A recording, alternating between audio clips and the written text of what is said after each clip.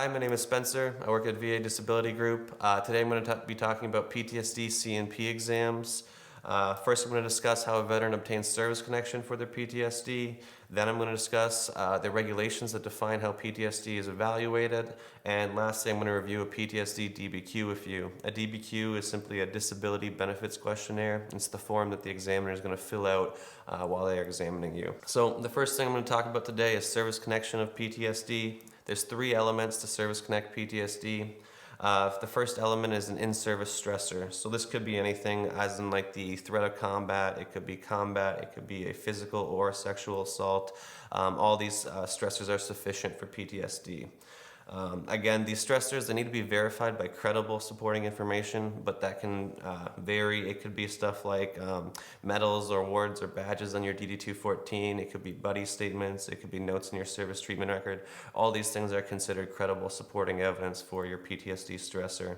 The second element for service connection of PTSD would be there needs to be a diagnosis. Now, you don't necessarily need a diagnosis prior to your exam because the VA examiner can diagnose you with PTSD at the examination. And the third element, there needs to be a favorable medical nexus. And what I mean by this is either a private psychologist you consult or the VA psychologist needs to state that it's as likely as not your PTSD is a result of your service.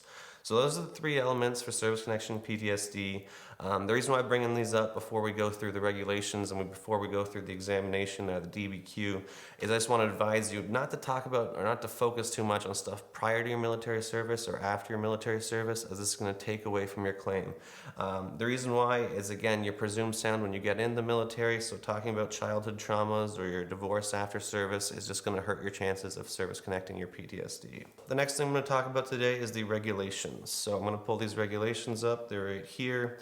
The regulation that defines how to rate PTSD is 38 CFR 4.130. This is the schedule of ratings for mental disorders. Mental disorders include PTSD. You'll see there's a large list here. PTSD is mentioned right here at 9411.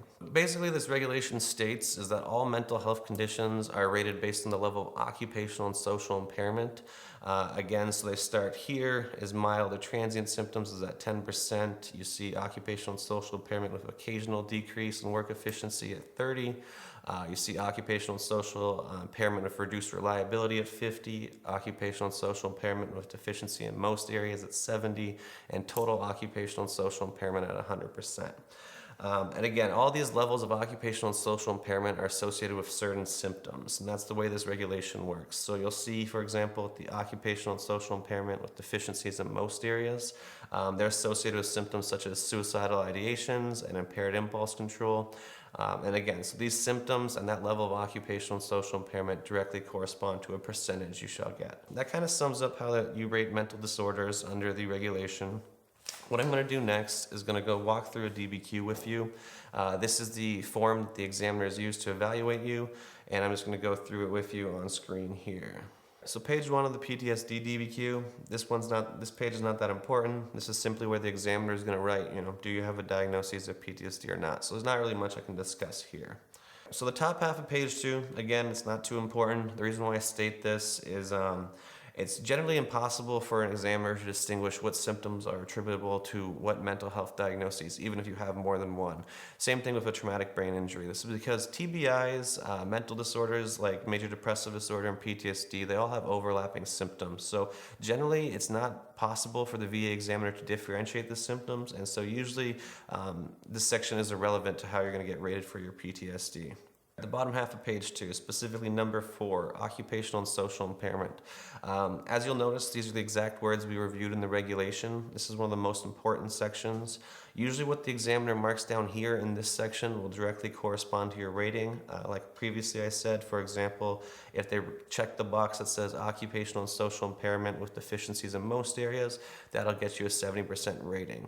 Now, the reason why I said usually, or why it doesn't always happen that way, is technically it's the VA adjudicator's job to give you a rating, not the examiner. However, the VA adjudicators usually defer or simply give the rating that the examiner checks off. So there's two important sections that the VA adjudicator is going to look. It's this section here on occupational and social impairment, and later on in the DBQ in the symptoms section. But generally, whatever box is checked here is going to correspond to a specific rating. Page 3, evidence review. This is simply where the VA examiner is going to state they looked over your claims file, and then they're just going to discuss your mental history, mental health history, prior to service and post-military service. Like I said here, the only thing really to know is, don't focus too much on your, prior to your military service, and don't focus too much post-military service. If you did have any childhood traumas, or you did have a divorce or a child custody battle after your military service, don't really talk about that too much. It can just hurt your claim.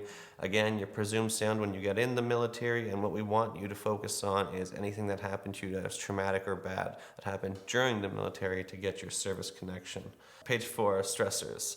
So here the VA examiner is going to write, what stressful occurrence happened to you during your military service, whether that be engaging an enemy combatant, whether it be the threat of combat, or a physical or sexual assault. Same thing here, because you can have more than one stressor. For again, a veteran could have been engaged in a combat, he could have been physically assaulted on base, he could have had any number of things happen to him in service, and so that's why here again there's more than one section. Bottom of page 5 and page 6. Here, simply, the VA examiner is going to go through and check certain boxes based on, did that stressor cause certain things, or did it, did it fit into certain boxes or criteria here? And so this is not too much for you to focus on, but essentially there has to be a certain number of check boxes to get a positive diagnosis of PTSD. If you don't have the certain number of check boxes here, you can simply be diagnosed with a different mental disorder, and we're going to discuss that in a different video of how to get service connections for those. But this is essentially just the criteria. A certain number of boxes have to be met to fall into the DSM category of PTSD diagnoses. Number 5 here, symptoms on page 7. This is the second most important part of the PTSD DBQ, so I talked about earlier. Again, these symptoms and that occupational and social impairment area are what the VA adjudicators are going to focus on. So these two are the most important sections of the DBQ. For example, here, like we discussed earlier, if they check off suicidal ideations or impaired impulse control, those symptoms generally translate to a 70% rating. And so depending on what symptoms are checked here in the occupational and social impairment box that's checked earlier in the DBQ, that's usually going to determine what your evaluation is for PTSD. The bottom of page 7 here, there's not too much to say. This is just other observations the VA examiner has. And same thing with page 8 here, the final page. Essentially, the VA examiner is going to make a determination if you're capable of managing your financial affairs. The answer is always going to be yes here, unless you're at 100%, unless your symptoms are so severe that you're total and occupational social impairment.